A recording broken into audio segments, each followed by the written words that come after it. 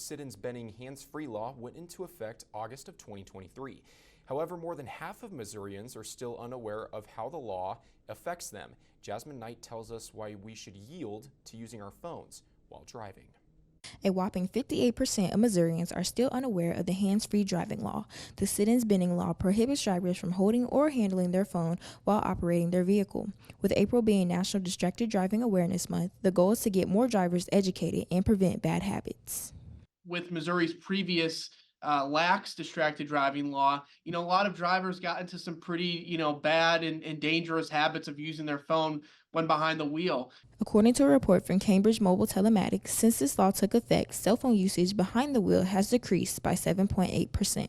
They estimate that's prevented 450 crashes, saved 2 lives, and prevented or reduced economic damages by about $18 million. Since the law passed, we are still in the warning phase, meaning you can get pulled over for the offense. However, officers can only issue a warning.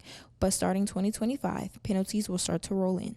Fines for your first conviction start at up to $150, and then they increase from there if you have repeat offenses. The law also has specified misdemeanor or felony charges if there's damage, serious injury, or fatality caused by distracted drivers.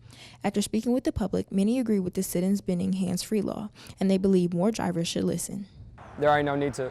I got the whole monitor on there, you know what I'm saying?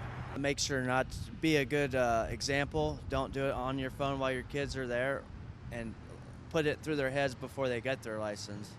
To avoid getting pulled over for distracted driving, you can do one out of 3 things. 1, you can mount your device. 2, use your car's hands-free Bluetooth system. Or 3, simply put your phone down until you reach your destination. Reporting for News Press Now, I'm Jasmine Knight. And AAA will be hosting a Siddons-Benning awareness seminar on Tuesday, April 16th at the Missouri State Capitol. Stay tuned to News Press Now for any other updates.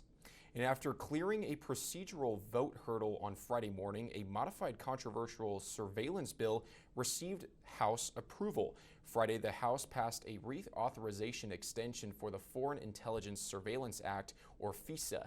Now, the Senate needs to vote on the measure before the April 19th deadline. The new version gives 2 years of reauthorization instead of 5 years.